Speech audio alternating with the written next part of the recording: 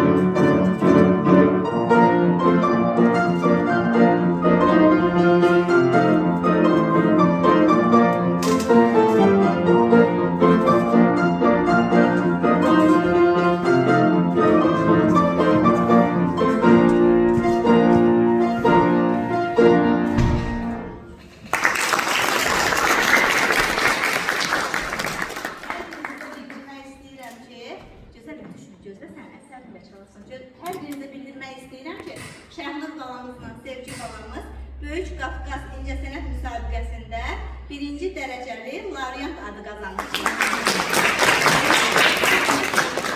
Diplomatlarımız, laureatlarımızdır. İnşallah bundan da gözəl uğurlar arzulayırım. Şəhnur balamız Elnarə müəllimənin şagirdidir, Sevgi balamız isə Cümayzadə Hülya müəllimin şagirdidir.